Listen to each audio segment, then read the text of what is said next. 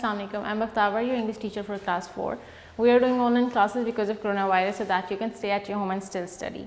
Today we are going to talk about two different topics. One is letter and the other one is possessive pronouns. First of all, we are going to start with our letter to your mother informing her about your best friend. Today I'm going to tell you about the procedure, how you write it, and on what sort of part you are going to make complete focus. First of all, it has three different parts. One part is this, and then the third part is this. While writing an application or a letter, today we are basically talking about a letter, but whatever you are writing specifically. In your letter, you have to be very much keen while putting a comma or a full stop, all the patterns that we have in our letter in the very first body. This is the first body. And this is the exact format that you are going to follow in your papers or in your tests, in your classroom, in your learning, or while writing a casual letter to someone. These are the following points that you have to keep in mind. If you are doing any sort of change on your own, this is going to result in your deduction of marks. Then we have got this particular portion. This is very wide, portion number 2. You are going to start it with my dear friend and a comma. That's compulsory. In this particular portion, you have got a huge body. It is bigger than this and bigger than this, and it carries more marks than these two different bodies. What you do in this body is that it is way much creative. You can write your problem, you can write your issue, whatever you are talking about. You can just put your point of view in it, in this body. It can be creative. You can add details. You can ask whether, hi mom, how are you, hope you are doing fine and stuff, right? You can write all these things in it. And when you are winding up while telling your problems or writing your whatever issue you had, you will wind it up over here like this. When you will wind up your portion number 2, that's creative, and you can write it on your own, and you can make changes, a bit changes in it with good grammar skills. You will write yours loving friend, and you have to put a comma in the very end of it. And here I have written yours, aapki. There are many students who make this sort of mistake that they write it like this: yours loving. Alright, in this very particular portion, that's on number 3, you have got yours loving friend. इसमें क्या करते हैं, there are many students जो इसको capital कर देते हैं, इसको कैपिटल कर देते हैं, लेकिन ये गलत है. आपने ये नहीं करना, ना आपने y को स्मॉल करना है, ना ही आपने l को अपनी मर्जी से कैपिटल करना है. You are going to follow the as it is format that is given on your books, right, for your own good. आप इसको ऐसे ही लिखेंगे, ये भी स्मॉल आएगा, फ्रेंड का f भी स्मॉल आएगा, then you are mandatory that you are going to put a comma in the very end of the sentence. Then xyz whatever your name is. ये करने के बाद आप क्या करेंगे कि आप अपने ऐसे को इस पूरे फॉर्मेट पे वाइंड अप कर देंगे. आपका ये फॉर्मेट अगर 2 नंबर होल्ड कर रहा है, 2 marks for this particular portion and 2 marks for this particular portion, this is specifically going to secure your 4 marks. And अगर आप इन दो पे फोकस करें, इनमें कोई चेंजिंग्स ना लाएं, तो ये आपके जो मार्क्स आपके एग्जामिनेशन में आपको इनके लिए अलॉट किए होंगे, वो आपके कंफर्म होंगे कि आप उनको सिक्योर करो if you are going to follow this specific pattern. सिर्फ ये पोर्शन है, portion number 2, the middle body, जिसमें आप अपनी तरफ से चेंज ला सकते हैं कि आप वो नहीं लिख रहे जो आपकी बुक पे लिखा हुआ है, लेकिन आप अपने से लिख रहे हो. But there is a thing that your grammatical sentences, your grammatical structure and your vocabulary needs to be very much fine in it. Right, if you have that sort of grip, you have that sort of hold on your grammar, so you can write it on your own, right? So I hope you have got all the points regarding your letter now. So now we are going to talk about possessive pronoun. That's on page number 49 on your grammar books. Possessive pronoun. What is possession? First of all, in many grammar terms, we need to understand the meanings, and then it would be more easier for us to understand the whole pragmatic meaning of it. अब होता क्या है, possession क्या होती है, किसी की मलकियत, किसी की चीज़, किसी की ऑनरशिप. जब हम किसी की चीज़ के बारे में बात करते हैं कि ये मेरा पेन है, तो ये क्या है, ये मेरी मलकियत हो गया, राइट, मेरी पोजेशन है ये. तो पोजेसिव प्रोनाउन हम उसको कहते हैं जब हम किसी को मुखातिब करते हैं कि ये चीज़ अली की है, अली और सारा ने अपना घर ले लिया, राइट, उनकी पोजेशन बन गया वो घर. और इट इज़ किटन्स फूड, ये एक बिल्ली के बच्चे का खाना है। किसकी पोजेशन हो गई वो फूड? वो एक बिल्ली के बच्चे का खाना हो गया, राइट।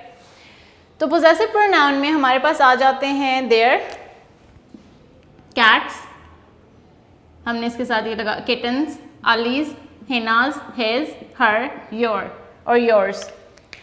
तो ये सारे हमारे पास पोजेसिव प्रोनाउन होते हैं जब हम किसी की मलकियत को शो करना चाहते हैं कि ये उसकी चीज़ है, ये उसकी गाड़ियाँ हैं, ये उसके कमरे हैं, ये उसकी टेबल है, ये उसका बैग है, ठीक है, ये सारा का बैग है, ये सारा की बुक्स हैं।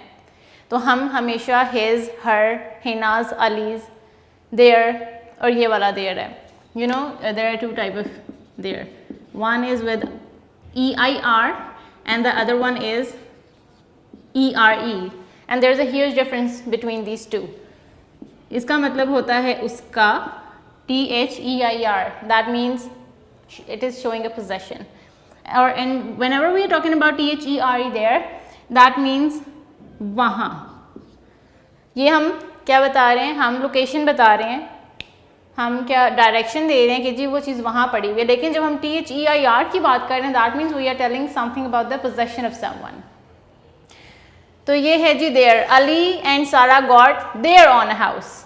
Ali and Sara got house अगर हम करते तो पोजेशन नहीं पता लग रही कि किसका घर है वो, अली और सारा का अपना है या किसी का घर है या उन्होंने रेंट पे लिया है, क्या किया है। Ali and Sara got their on house, their लगाने से, पोजेशन शो करने से क्या हुआ है? We have got the point that it's their on house, उनकी मलकियत है। Cats, kittens, it is kittens food. अब क्या हुआ है, हमने क्या किया है कि अगर मैं कहूँ इट इज़ फूड या इट इज़ किटन फूड, ये इस तरह से नहीं जाएगा। आपने इसके साथ क्या करना है, एस का, जब एस की एडिशन आप कर देंगे तो किटन्स मतलब उसका बन जाएगा। Allies, Hina's, same thing is going with both of them. It is allies shirt, ये अली की शर्ट है। हम खाली अली नहीं लिखेंगे, we are suppose to put this S over here, Ali's, Hina's, Aslam's, ठीक है। It's his car, it is his car. अब जब मैंने कहना है कि ये उसकी गाड़ी है तो मैं कहूँगी हिज। ये असलम की गाड़ी है, it is Aslam's car, it is his car. अगर मैंने कहना है कि इट इज़ हर कार, किसी लड़की को मैं मुखातिब कर रही हूँ, फीमेल जेंडर को मैं मुखातिब कर रही हूँ, I am going to write her over here, write her for a female gender and it, गलत किया मैंने, her for a female gender and his for a male gender. फिर आ जाता है your, they are your books, ये तुम्हारी किताबें हैं, ये किताबें हैं, ये एक हमारे पास सिंपल सेंटेंस आ गया।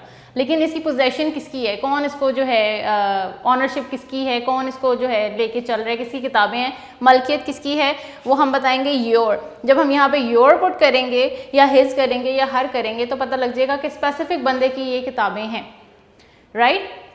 तो ये हम जो their, cats, Ali's, Hina's, his, her, your, जब हम ये पर्टिकुलरली यूज़ करते हैं तो इससे हमारा जो सेंटेंस होता है उसमें जो हम सेंस डेवलप कर रहे होते हैं, it gets more clear in a way कि आप डायरेक्शन साफ दे देते हो कि जी ये उसकी किताब है, ये अली के कपड़े हैं, ये हिना की गाड़ी है, ये किटन का फूड है, right.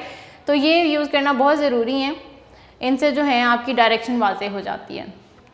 So that's all about possessive pronouns and our letter to our mother. And if you have anything regarding this, I hope you have got all the points, but if there is something that's in your mind and you want to ask, you can just contact your in charge. Today we are going to talk about different types of worksheets in your grammar book. We are going to talk about has, have, was, were, is, are, am. These are basically helping verbs that you particularly use to make a good sentence structure and to deliver a complete sense. First of all, on your page number 18, we have got has, have. अब ये क्या होता है, ये आप लोगों के sentences में जब आप यूज़ करते हैं तो आपने has को पर्टिकुलरली कुछ चीज़ें हैं जिनके साथ रख के चलाना होता है। ऐसे ही have को आप have हर चीज़ के साथ नहीं लगा सकते, ना ही आप has हर चीज़ के साथ लगा सकते हैं। यहाँ पे हमारे पास प्रोनाउंस हैं, सिंगल नाउन, सिंगुलर्स हैं और प्लूरल्स हैं। आपने इनको स्पेसिफिकली ये याद करने वाली चीज़ें हैं कि आपने हैज़ को सिर्फ इनके साथ यूज़ करना है और आपने हैव को सिर्फ और सिर्फ इनके साथ यूज़ करना है। अब हैज़ हम किसके साथ यूज़ कर सकते हैं, ही के साथ, शी के साथ, इट के साथ, किसी का नाम है अली हैज़ अ कार, या कोई सिंगुलर नाउन है, कोई सिंगुलर चीज़ है, जिसको आप मुखातिब कर रहे हो, उसके साथ आपने हैज़ यूज़ करना है.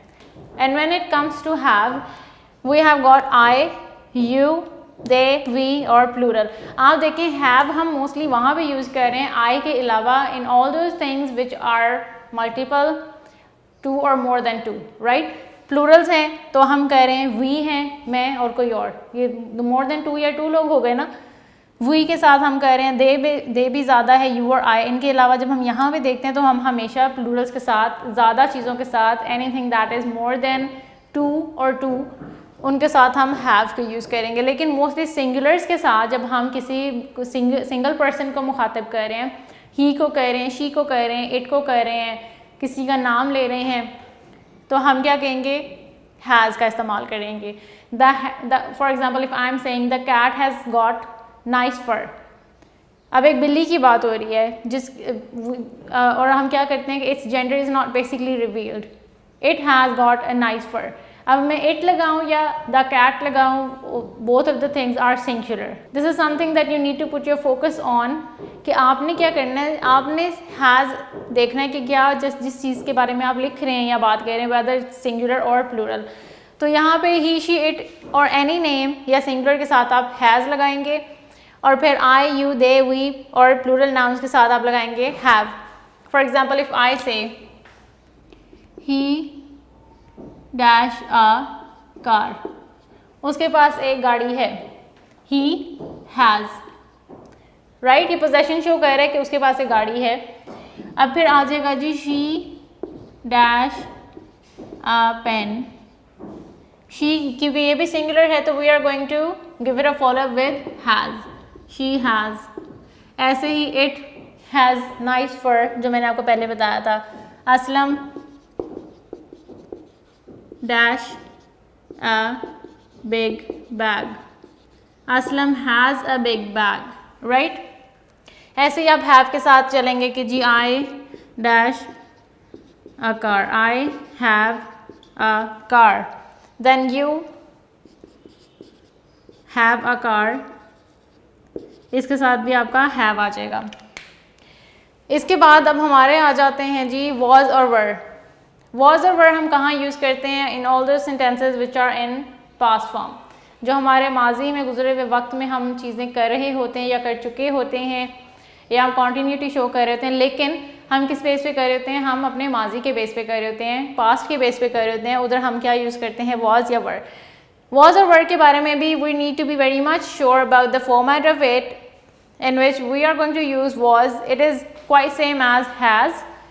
इंग्लिश में आप देखें कुछ चीज़ें ऐसी हैं जो कि सेम स्ट्रक्चर के साथ चल रही होती हैं. इसका भी स्ट्रक्चर सेम है, इसका भी स्ट्रक्चर सेम है.